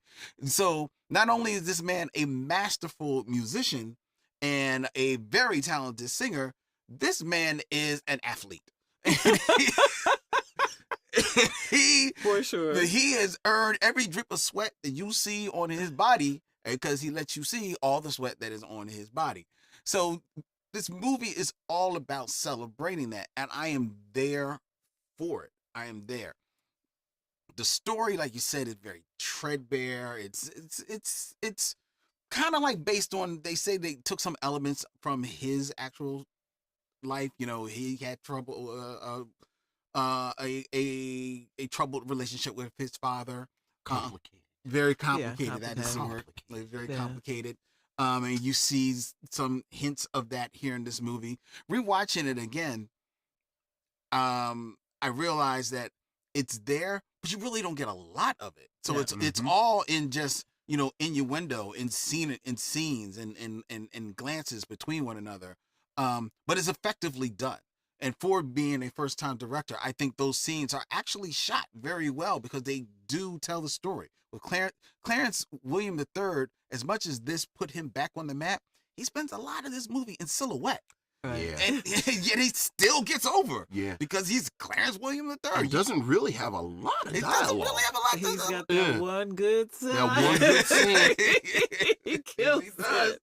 And he kills it. But it's also funny. I watched the footage from the MTV premiere of the movie, and I realized that though you see him as a much older man, and he's all kind of, broken down, and he seems really old, when you see him at the premiere, he's got like this big fro, Yeah. and he's like young and vibrant, and you're like, wait a minute. Yeah, because this I is forgot. Right. He This was is not acting. that This is long. Link. Right. This is Link from the Mod Squad. yeah, which is didn't go off that long Right, ago. The man right. is still, a Right. vital, vigorous man. Right. Not when you see him in Purple Rain, you're like, my brother was acting. He was really acting. He was putting it on.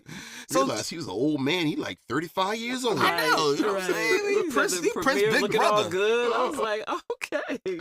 So all of that, all of the Prince stuff in here, well, most of the Prince stuff in here, I Right. will say, works. It works, and it is iconic. It is what put Prince on the map. He had built his career, like you said, and 1999 was a huge album for him. It was a game changer for his career. But Purple Rain is what, like, really, that's what took him Took off. him over. Yeah. And rightfully so. And I'm there. I'm right there for it. The other thing that I noticed, and I don't know if we mentioned this in our first review, is that Purple Rain is so iconic that this is the movie. This is the moment that Michael Jackson spends the rest of his career looking for. Michael Jackson he spent the rest of his career saying he should do a movie. He wanted to do a movie. That's true. He thought maybe Captain EO would be akin to his Purple Rain. He never was able to find that moment. Mm-hmm. Never able to find that moment. And Prince nails it on his first time out. Right. First time out the box. Right. But Michael was a superior video artist. I mean, as much as I love Prince, I have to give Michael that. He really, Thriller is its own thing. Mm-hmm. And when you look at Purple Rain, like, I love what you had to say about the kind of tension between what these guys were doing on stage and then how they really were these bands that were a struggle. I mean, I've watched the movie a million times, and that was such a great insight, because I think that is what made it relatable. All these folks were striving for something. Mm-hmm. And it's clear in the film. And that point that you made about the spats being, I was like, dang, I watched this movie so many times and missed that. That's great. Because I think that really was what it was. And you saw these characters that, like you said, they weren't actors. No. They were Prince's people. Yeah. Mhm. His musicians and the time, and Apollonia was brought in because Vanity left. Mhm. And, they went through their kind of boot camp of rehearsals for the film. They had brought some folks in to give them dancing lessons and acting lessons and all of that. And meantime, most of the people that were like, okay, Prince says we're doing a movie, we're doing a movie. That's right. It wasn't a lot of thought to it. And yet they just hit this magical moment. And, the rest is pop music history. And so it came together kind of organically. Mhm. Like, I don't feel like a movie would happen like this now. There would be too many people who would be like, okay, we need to look at this and we need to look at that yeah. and the data Yeah, and the studies and the blah, blah, blah, blah, blah. This was just something organic that Prince was like, I'm going to make a movie, and convinced Warner Brothers to go along with it and fund it and pull it together. And actually the script, or some elements of the script, Vanity has said in interviews that some of it, that she provided some input because she was dating Prince around that time, and then she departed before Purple Rain, which is why Apollonia ended up starring in it, because Prince and Vanity broke up their personal relationship. But there were elements of her life, because Vanity experienced some horrific abuse from her father in her childhood, and so I think some of those things were incorporated. There is a narrative that Prince grew up really poor and struggling and all this type of stuff. And I was like, I'm sorry, Prince's daddy worked for Honeywell, and his mama ultimately became a social worker who worked in the Minneapolis school system for like 30 years. So I don't think he was quite, and they had a piano in the house. And I don't know what black folks, but I know when I was growing up, my grandparents had a piano in the house, and I just thought we were rich. So We had a piano in our house, but it was a piggy bank. Right. Huh? Well, to your point about, were you finished? Go. No. To your point about it not being made today, or because of all so many forces and dynamic, I always think about Diana Ross in Lady Sings the Blues. And one of the, I always give Diana Ross credit, because if you see her in Lady Sings the Blues, there are scenes that physically are not flattering. Like, she looks really kind of broke, and she was a small woman, so it just didn't look like it. And I think part of celebrity now, it's difficult to have this level of celebrity, and even when you're acting, you look non-flattering. Right. I was so struck by how Prince puts together this, because he's really almost building the mythology of Prince. He is. Like, even at the time, he kind of blurred the lines between, this is me playing a character, but this is also semi-autobiographical. Right. If he says this is semi-autobiographical, the kid is a really problematic figure. Yes. Like, in the film. Like, so much of the film tells you that this is a cycle of abuse that continues from generation to generation. Yeah. And his father is physically and psychologically abusive towards his mother, and the kid is physically and psychologically abusive towards Apollonia and his band. Yes. Like, this is not a nice person. And maybe even more poignantly in this band, the women in his band. Right. And I really like the fact that Prince kind of puts himself out there like that. Like I don't know Prince's personal life. I don't believe Prince was beating up women.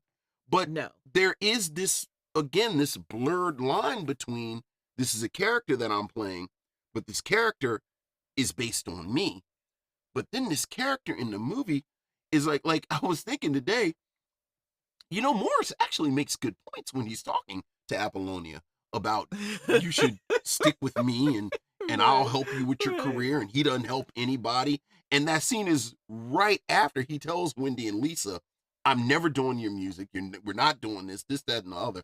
So I just don't know if the way celebrity works, you could have this level of messiness with the character that's supposed to be a reflection of you.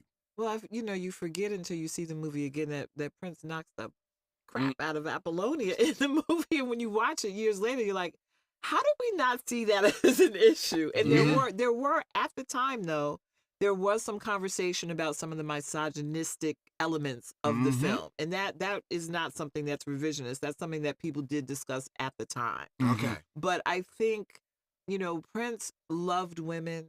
But he had Prince was a Gemini. So let's start there. Okay. Hopefully no one here's a Gemini. People on the chat, if you're a Gemini, hey, you know who you are. Kanye's a Gemini. Allen Iverson and Prince were born on the same day. Tupac was a Gemini. So you're going to get people, you're going to get a dichotomy. And I think Prince had that in this film, and he had that often in life. Yeah. He was not always the easiest boss. Right. Of course. He was accused, and it has been alleged that he took credit for some songs. Now, Prince wrote a lot of damn songs. So some people who are asking for credit, I'm like, okay, but you didn't go on and write 50 more hits. Right. And he did. So, but, there are elements that I think they used of his persona and his personality and put into Purple Rain. Yeah. But probably to me, the most interesting part of Prince's marketing of Purple Rain and of his persona is the fact that he put out to the world that he was biracial when he ain't. His mama was light skinned now. What? She was very light. She was typically the light skin that we consider some of us to be biracial. She was light with light eyes. She was a twin, which is interesting as well. And she and her twin sister, they played basketball. So some of those things that you see that Prince loved in his life came right from his mom. But she was a Black woman, as far as we know. So he was not biracial. And for years, people believed it. And now in the Prince world, which there is a Prince world still, where people study Prince and people are scholars and really academically study him and his music and his impact on the culture and all those things. One of the things that has happened in that arena is that people have really sought to reclaim Prince as a Black artist because of this confusion around his ethnicity that he himself promoted. There are a lot of Prince fans who maybe thought he was biracial or not really Black or magical Black Negro type that, didn't see color and all of that. Whereas in his later years, Prince was very active in Black causes. He supported Black Lives Matter financially. He gave them some money. So really supported them. And there are fans who just cannot grasp that he was a whole Black man. Right. But some of that he promoted because that was marketing. And if you look at Purple Rain, that ambiguity is part of what made that film so palatable to more than just a Black audience. And I think Prince was a master musician. He was also a master marketer. Sure. There are people who look at the Dick Clark interview. I mean, it was on Instagram. The Dick Clark interview is infamous because Prince, when he came on American Bandstand, and at the time, Dick Clark was like, Dick Clark was Ryan Seacrest, what he is now. Yes, he was. Or I should say Ryan Seacrest took after Dick Clark in terms of the power that he wielded in the industry. He came on American Bandstand for the first time and was just a mess. He didn't answer Dick Clark's questions. Dick Clark asked him how many instruments he played. Prince puts up 4 fingers and, just was acting crazy. And there was this whole debate on whether Prince, first of all, people were like, everyone always says he was gay and his behavior. And then people were like, it was like every single thing that you say in America these days about people having various, not issues, because we don't want to say gay is an issue, but that various things, people were like, he's gay. Some people were like, he's just introverted and that's how introverts act. And other people were like, he was just being an a-hole.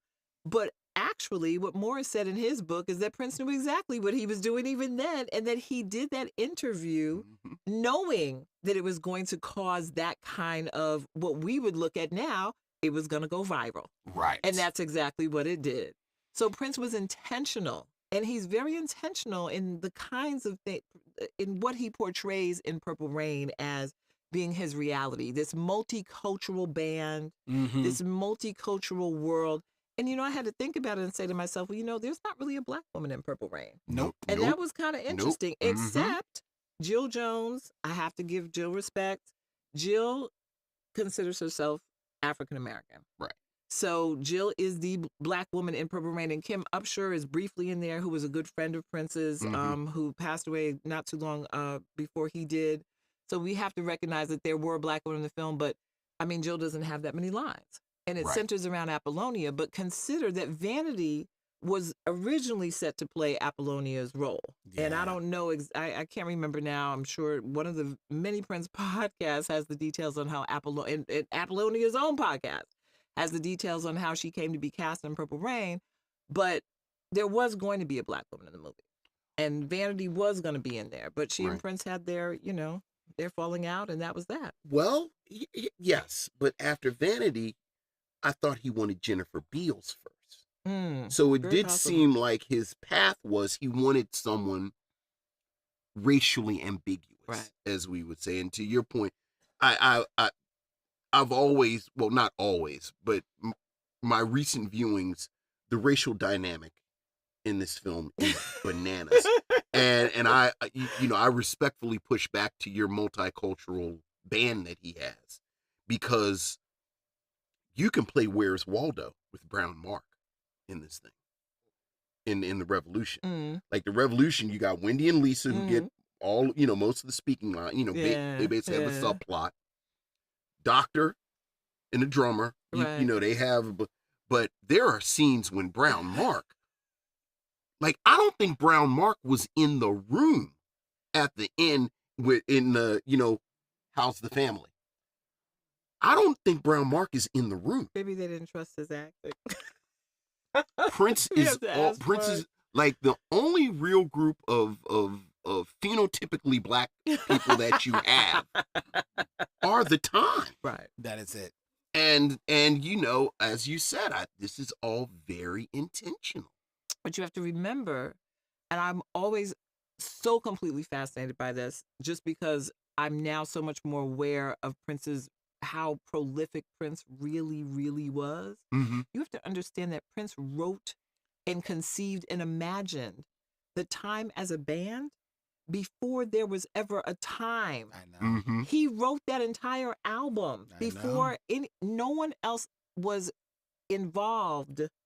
I think Morris played some drums somewhere. Yeah. But there was not Terry and Jimmy and all those folks. There was no time as it existed except in Prince's imaginations. And one of the things that Wendy said at one of the celebrations, every year fans get together and go to Paisley Park, and there's a celebration of Prince since 2017.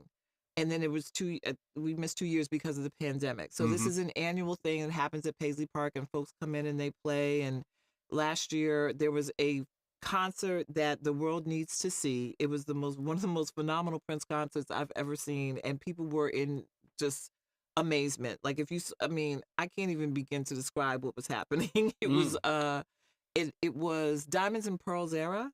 And it was probably a dress rehearsal for the Diamonds and Pearls tour that he played in a small club in Minneapolis. And the man did everything. He was dancing on the bar. It was crazy. But anyway, the point that I'm making is that he conceived and wrote a whole band. And Wendy said that Prince was the type of guy that once he manifested things, like once he said it out of his mouth, it was in manifestation. Yeah. So you know how we'll sit here and we'd be like, we want something, Lord, just manifest it. She would listen out of his mouth and into reality. That's how powerful his energy was.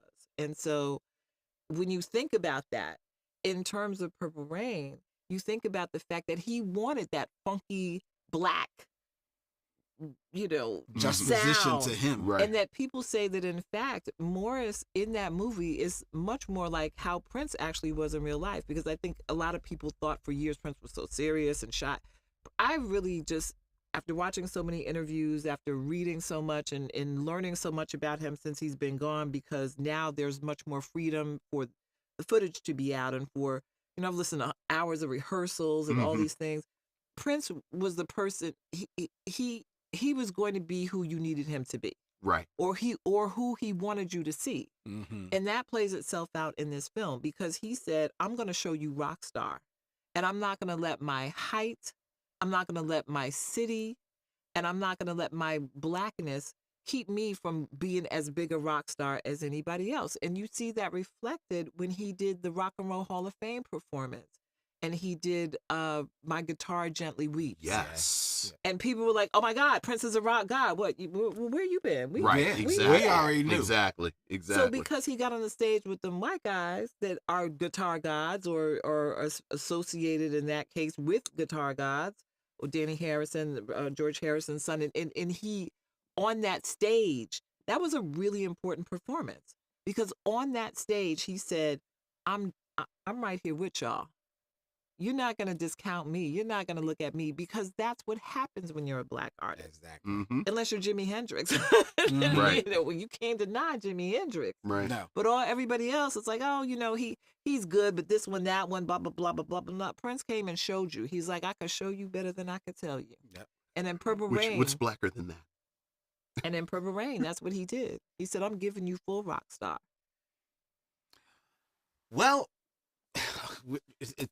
the time has gotten away from us. I know. I can't even I get into know. my Morris Day rant or anything like I that. know.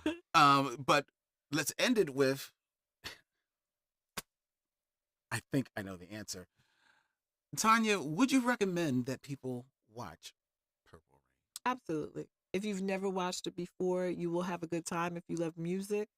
If you're watching it again, you're going to watch this and you're going to see the insights that we've discussed, and you may watch it with a new eye and in a different way. And if you are just into music history and pop culture history, to get a sense of the 80s, Purple Rain combines so many different things from the 80s, from, as we said, the assimilationist mindset to the beginning of a certain musical sound. Prince existed in the space between the 70s live band era as we moved into the hip hop era. Mm-hmm. So a lot of that Len drum that you hear that he's using in 1999 and continues in Purple Rain, that would go on to become a linchpin of hip hop. The drum machine, usage of the drum machine, particularly the Len, the 808, and even the Oberheims and all of that. Let me sound like I know what I'm talking about, but that's because I just had to research it. That's because you do. That's because you do. Yeah, I don't know, but I know that, I did a little research. And so the evolution of the drum machine is its own interesting story. But yes, I would definitely recommend it because just for sheer entertainment value, it's fun to watch. There's nothing like watching Prince's sweaty, lace over his eyes. I mean, every time I see those images, I'm just reminded of being able to have the joy of experiencing it all in real time. And he was just so amazing because he was different. Yeah. He was just different. Mm-hmm. Yeah. Every time I watch it, I think back to the first time I saw it. Mm-hmm. I went with my girlfriend at the time. I was in high school. Her name was Josephine. We went, we saw it. She was a huge Prince fan. We loved it. We went back to my house. We sat on my back porch, sang Baby I'm a Star to each other for the rest of the night and just spent back there just singing and kissing. I thought you was about to say, and we made passionate love. We... Because it's Prince. We had a good time. Now remember, you're playing this in people's stores. That's why I said we were having a good time. Right. She's the one saying, I thought you were going to say, y'all He said they were singing Baby I'm a Star to each other and kissing. I was like, we know what happened after you sang Baby I'm a Star a couple times and started kissing, okay? Right. She had like a little puppet. Purple Rain. She had a little puppet. I would also, of course, recommend Purple Rain. Just the reasons everyone has said. I think outside of me kind of trying to dissect it, I was struck by how much you get it. Mm-hmm. Like I think so many times when we hear about these people who became big at the time, and then you go back and you watch footage of them and you think, oh, I guess he kind of had to be there. Like I guess he had to be there for it to, But I think this is a film that really captures this lightning in a bottle, where you see why Prince became Prince. And then to your point, what you said, when you realize that this whole vision is his, it's even more impressive. And it's this is foundational to pop culture, and certainly Black pop culture. Like this is foundational, and even more so, like this whole vision of Purple Rain and the time and everything is Prince. Like you mentioned, Tonya, he created that Minneapolis sound. And that Minneapolis sound gave us not only Prince, it gave us the time. It gave us Jimmy Jam and Terry Lewis. Now think of how many people came out of Jimmy Jam and Terry Lewis. It gave you Janet Jackson. You don't get Janet Jackson without Prince, baby. That's right. It don't happen. Now, before we go all this, are we gonna get in trouble with Andre Simone saying that Prince created all this? No. You good? No, because Andre was part of the band. Okay. But Andre wasn't in his creative space in that way. Okay. Yeah. Andre will tell you that he wrote Do Me Baby. Mm-hmm. And so I wasn't there. I can't say yay or nay. But in terms of Purple Rain, I don't even think Andre was around at that point. Okay. I just wanted to get the Andre Simone disclaimer. And I love Andre. Because I know how this works. 3 years from now, we going to get crazy led about, I can't believe y'all said Prince and you didn't mention Andre Simone. So now we have addressed Andre Simone. Yeah, no, he definitely was part. He was there the day of the Dick Clark interview for American Bandstand, but he wasn't in Prince's band by the time Purple Rain came out. Now, was Prince in his band initially? No. Prince moved in with Andre's family as a teenager, and they formed the band in right. Was it some East 40? 94 East. 94 East, is that the band? Let me not get that wrong. 94 East, right. People will get on my case. Look, I believe it was 94 East because it's an actual interstate. Right. Like I said, I'm not a Prince. Like I love Prince, but I'm not a Prince. Listen, but I've been around enough Prince that I know how this works. Look, I be trying to make sure I have my So, facts straight. I was 'Cause about I to know say- some people that got it Right. down cold. Like I said, okay, so now we've referenced Andre Simone. We referenced Yeah. that band Yeah. that we don't know the name. It's 94 East. we referenced 94 East. Yeah. So we're solid. All right, now Yeah. it's like I said, I'm looking at us 2 years from now. No, I- I'm trying to listen. make sure we And let me tell you Yeah. something.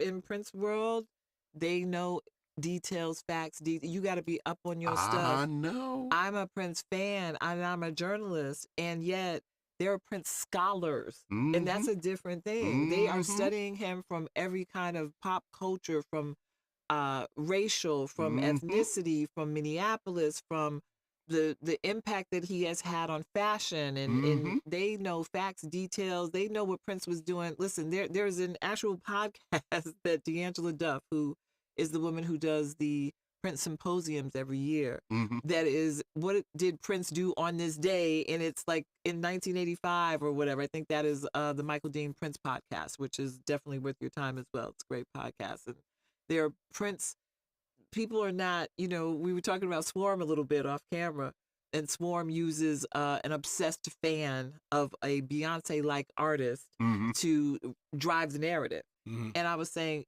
I know a little something about obsessed fans. That's what I wrote in my review of it. And I said, this is not really about an obsessed fan. It's using that to tell a story. Sure. But when it comes to the world of Prince, it still exists. There are people who study him and his music and his impact because he was genuinely not just a pop culture moment, not just Purple Rain. Purple Rain was probably just one small part of his career. He was a tremendously prolific artist. Some of the things that he did, even the development and usage of the Linn drums and the synthesizers, and the way there are still people trying to figure out how he created certain sounds. He could be his own recording artist, engineer, composer, producer, arranger. He did it all. And so knowing that, and then the other things that he did, his activism, his working on the internet, selling music over the internet early on. Yeah, I was about to say he was ahead of the curve. Prince had his own radio show. He had his own magazine. He was moving through all these projects because Prince was also mercurial. So he would do a project, do a magazine, do a couple issues, move on. I'm going to do a radio show. You can find the radio show on YouTube. There are 10 episodes. It's great. Wow. You're just like, but that's a precursor of what you see now with these, branded radio shows and those kind of things that you see in various places. And even it's almost like a music podcast when you think about it. So he was just extremely ahead of his time, and he was extraordinary. It really was. Okay, I know we gotta go. But I gotta ask. Good. Favorite album? Oh, that's so hard now. Come on, And you know you why? gotta be ready. Come on. I mean, Sign of the Times probably. I'm because... a Sign of the Times person. God. Oh my God. But Sign of the Times because it's a collective of so many things he did well. Right. And it's a brilliant album. But then now you look at Sign of the Times and you go, but this was going to be this whole other album that he was going to do. Oh, and Emancipation. I just love Really? because it's a happy album. Okay. It's a happy album. I've always loved Emancipation. And it has its detractors. It has a lot of haters, actually. Mm-hmm. But I and I don't mean to sound like one of those super Prince snob people that are just like, if you don't know but I now listen to just so many unreleased, Mm-hmm. bootleg, live Mhm. rehearsals because now that he's passed on, he can't stop Right. the deluge of Right, things that are right, out there online. Right. And, God bless you, Prince. We miss you so much. Right. That's the reason why people are so into it. But we have so much more to discover Mm-hmm. because he was so tight about what he released in his life and in his right. Because His his work, music, his yeah. work. But now there's a treasure trove of things to listen to. And that's where you really understand. I mean, this guy could do rehearsals, could do sound checks. There's sound checks that I listen to. There are rehearsals. And I'm like, this is better than this. It's like 3 hours of rehearsal. Mm-hmm. And he's like playing like crazy. Okay. And then he's like in the middle of the rehearsal, he's like singing some emotion and he's like, hey, change that. That's an E flat, not a D sharp. Or he's like, change that lead line. And you're just like, how are you band leading, playing, singing, probably writing 3 other songs in your head all at the same time? Like how? All right. Okay. You're officially booked for another show. of the Micheaux mission. Okay, thank you. I feel Just letting you know it's done. When he said Lady Sings the Blues, you know what I thought? Did you guys do Mahogany?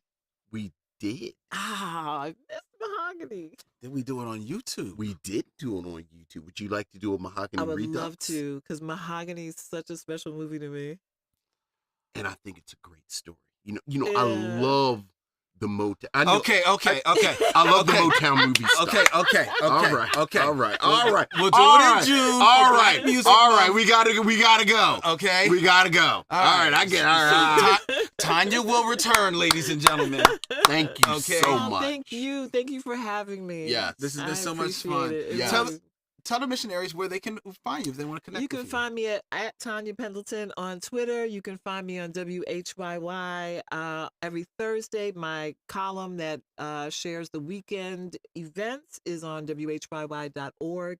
And you can hear me on WHYY on Thursday mornings when my Things to Do segment is on there. And at Tonya Pendleton, if you want to hit me up on Twitter, that's TONYA Pendleton, like the blankets and the vodka. Mm-hmm. And that's where I engage with people, especially NFL fans and people who want to talk shit about music because they done tried to come for me. What are you writing? Oh, what are you writing?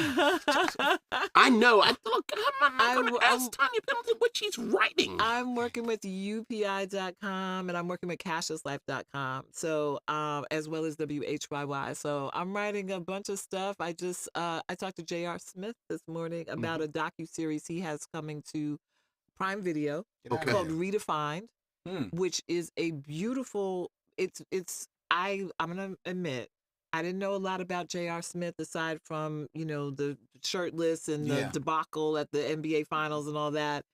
It's worth your watch. It's 4 episodes. It is a beautiful tribute to HBCUs for one, because, he decided to go back to school. Yeah. And until watching this, and he's playing golf. And until watching it, I was like, basketball player getting a little docuseries because he's doing something, trying to stay relevant. Right. It's really not that. It's really worth a watch. Cool. Okay. All right. Thank you. You're welcome. Thank you. Thank you guys for having me. I feel like a little, a little part of the team or something, Don't play. Don't play. Can I Go ahead. All right. Go ahead. Go ahead. All right, ladies and gentlemen, before we tell you what we're going to be reviewing next week, I invite you to check out the MicheauxMission.com. 2 Men, 1 podcast, every black film ever made, where you can hit swag and check out all of the cool designs and gifts that we have available for you by way of our good friends at TeePublic. If you want to reach the Micheaux Mission, you can email us at micheauxmission@gmail.com. That's MICHEAUXMISSION@gmail.com. Or why not just leave us a voicemail? You can leave us a voicemail, ladies and gentlemen. 215-867-9666. That's it. Just real quick. 215-867-9666. Leave us a voicemail. Tell Vince and Len what is on your mind. Hey, we might even share the message with Tonya. You can always call us from a phone booth near you. You can follow us and like us on all the social media, Instagram, Facebook, and Twitter at Micheaux Mission. Subscribe to the Micheaux Mission on YouTube at Micheaux Mission on YouTube, where you can follow all of our live streams that are available for you to rewatch and watch to your heart's content. And you can also check out The Podglomerate, thepodglomerate.com, the podcast network that we are proud members of. They make podcasts work. All right. Next week, yes, for Women's History Month, we tie everything in a bow, ladies and gentlemen. We started off the month with The Woman King starring Viola Davis. We followed that up with Harriet starring Cynthia Erivo. Then we welcomed in a fabulous woman with Tonya Pendleton so that we could talk about Apollonia and Prince in Purple Rain. And now we close things out from 2018 with Widows starring Viola Davis. and Cynthia Erivo, and featuring another great guest, Janine Coveney of Words on Flicks.